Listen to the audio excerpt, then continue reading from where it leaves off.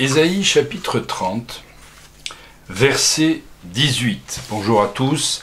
Aujourd'hui, nous sommes dans la session numéro 2 qui parle de la grâce. Je vous rappelle, juste avant qu'on avance dans ce verset, que la grâce, c'est le mot grec dans le Nouveau Testament qui est traduit par grâce, qui est à l'origine charis. Charis veut dire faveur imméritée, c'est-à-dire une faveur que l'on ne peut pas mériter. Même le merci n'est en théorie pas utile, puisque c'est absolument imméritable. Maintenant, il faut dissocier encore une fois dans ces généralités la différence entre la grâce et la miséricorde. Faire grâce à quelqu'un, c'est soulager quelqu'un pour une peine. En réalité, la grâce, c'est de donner à quelqu'un quelque chose qu'il ne mérite pas de recevoir, alors que la miséricorde, c'est de ne pas donner quelque chose qu'il mérite de recevoir. En d'autres termes, si Dieu nous fait miséricorde, c'est qu'il ne nous punit pas, il ne nous sanctionne pas à cause du péché qui est dans notre vie.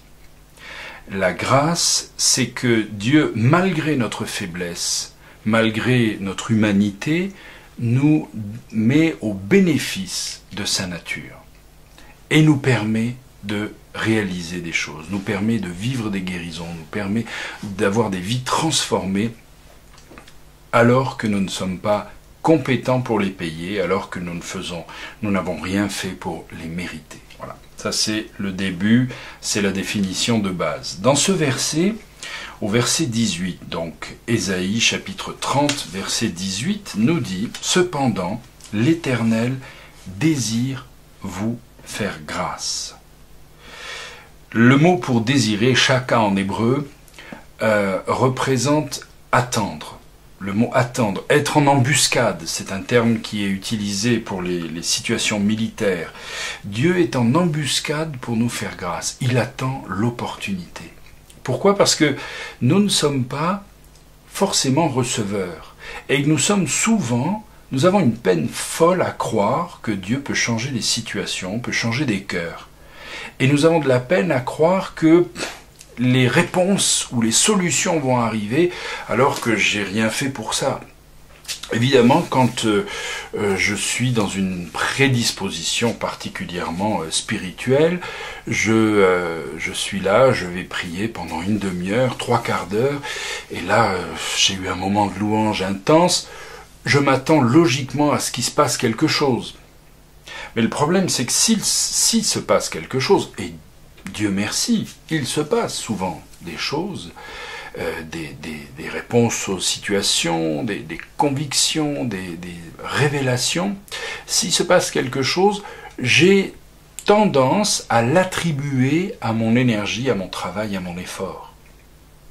En réalité, Dieu ne fonctionne pas avec ce système-là. Je suis dans une prédisposition, certes, mais pour bien comprendre ce que j'essaie de vous expliquer aujourd'hui, nous allons étudier 4 situations qui nous privent de la grâce. 4 phénomènes qui font que, on va prendre par l'inverse, qui font que je ne suis pas au bénéfice de son efficacité. Hébreux 12, 15 nous dit d'abord de ne pas nous priver de la grâce.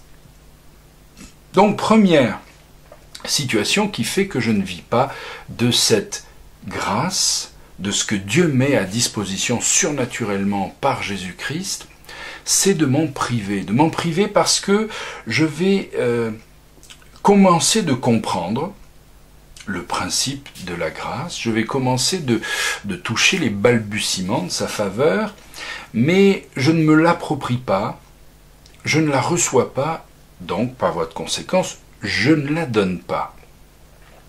Et ce qui est particulier dans ce fonctionnement, c'est que ça nous arrive à chacun d'entre nous, bien souvent, c'est d'avoir le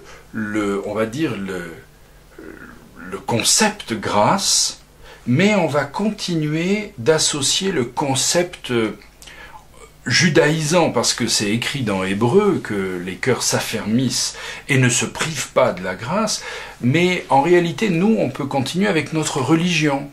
C'est-à-dire, oui, vous savez, il y a cette expression que beaucoup de gens disent, oui, bien sûr, tout est par grâce, mais il faut quand même fournir.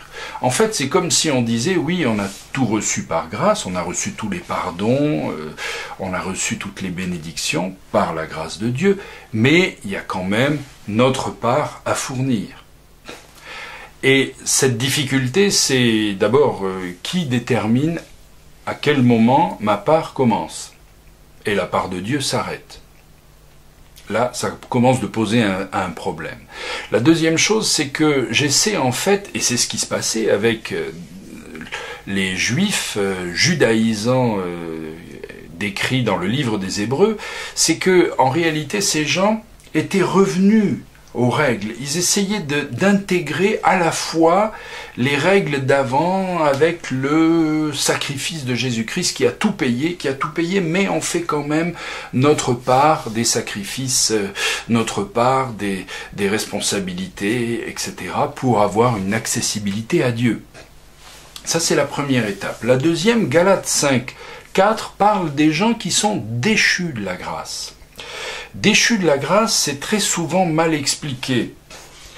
On parle, bien entendu, vous savez qu'il y a beaucoup de gens, malheureusement, qui pensent qu'on peut perdre son salut, ce qui est absolument pas défendable bibliquement, à part avec 2-3 morceaux de versets dans Hébreux 6, 10 et puis dans Apocalypse 3, qui sont en général sortis hors du contexte et qui nous permettent d'inventer une doctrine qui est décourageante et manipulatoire.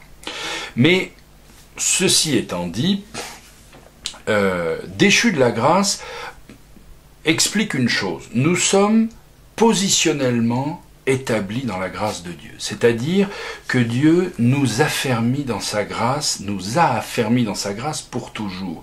Le cadeau est à disposition. Les transformations, les bénédictions, les solutions, l'épanouissement de mon appel, de ma mission sur terre, tout est à disposition d'ores et déjà. Il a donné le comble à son amour alors que même j'étais encore pécheur. Dieu a mis à disposition ce cadeau. Mais déchu de la grâce, c'est que je n'arrive pas à le prendre comme élément suffisant. Donc, je vais laisser tomber la grâce, ou alors je ne la prends que comme thème, mais je continue d'être un réel pratiquant de la justice propre. Point 3, 2 Corinthiens 6.1 nous dit recevoir la grâce en vain. Ça, c'est encore une autre situation. Recevoir la grâce en vain, c'est ne pas être réactif ou d'accord avec ce que je reçois. Si vous préférez, je ne crois pas. Une réalité que je ne peux pas saisir. On va dire, certains disent, moi je ne crois que ce que je vois, ou des choses comme ça, mais c'est plutôt lié au fait que Dieu t'aime, et tu vas répondre, mais moi je ne sens rien, j'ai pas l'impression que Dieu m'aime, parce qu'en réalité je me déteste, je suis en crise avec moi-même, et je peux pas imaginer que Dieu puisse aimer quelqu'un que moi je déteste. En réalité, c'est moi l'évaluation suprême. Non, nous ne sommes pas liés à... Nous ne sommes pas liés dans le concept de la grâce à ce que je ressens ou pas. Ce sont des écrits de Dieu, c'est Dieu qui établit ça. Nous n'avons pas vu la création du monde, et nous allons croire, d'abord par la foi, puis ensuite nous aurons des confirmations scientifiques et des révélations et des confirmations de l'écriture et des histoires et de l'historique, mais premièrement nous allons établir que ce que Dieu dit est juste. Et si Dieu dit qu'il est fier de moi et que je suis capable, que je suis suffisant pour son œuvre, je vais le saisir et je vais le croire. Et je vais voir le résultat de ça dans ma propre vie. Tite, chapitre 1, verset 16, nous parle d'abuser de la grâce de Dieu. Et ça, c'est assez facile aussi à comprendre. Abuser de la grâce de Dieu, c'est avoir une fausse interprétation de la grâce et de justifier mon péché et l'activité de ma chair comme étant de la grâce. C'est d'ailleurs les détracteurs des prédicateurs de la grâce. Ce qu'ils disent, c'est bien entendu, avec votre message de la grâce, vous permettez tout. Pas du tout, c'est pas une question de permettre ou de ne pas permettre, c'est une question de ne pas être juge sur quelque chose qui a déjà été jugé.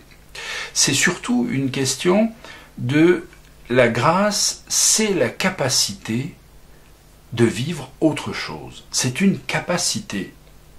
Et quelles que soient mes blessures, quand je vis que j'abuse de la grâce, c'est que je donne raison et autorité à mes blessures. C'est que je ne fais pas, je ne modifie pas certains de mes comportements en disant oui mais moi je fais ça parce que j'ai été blessé. Vous comprenez, mon grand-père était très violent, mon père était absent et c'est ce qui fait que je ne peux pas. Mais la grâce me permet de changer ces choses. J'ai la capacité, non pas par l'effort de ma propre volonté, mais par la nouvelle appropriation de ce que Dieu a mis en moi à travers sa parole. Donc, attendons-nous à voir du changement. Recevons cette faveur imméritée de Dieu, sans la trier, sans évaluer si je suis à la hauteur ou pas, sans chercher à payer. Juste prenez ce que Dieu dit. Prenez ce que Dieu valorise chez vous. Oui, je le crois, je le remercie. Ne triez pas en disant non, mais moi je me connais, moi je sais que j'y arrive pas, moi je sais que je ne peux pas. Saisissez, prenez et juste croyez. Croyez, c'est surnaturel, c'est bizarre, mais par la foi, prenez le défi de croire que Dieu est fier de vous.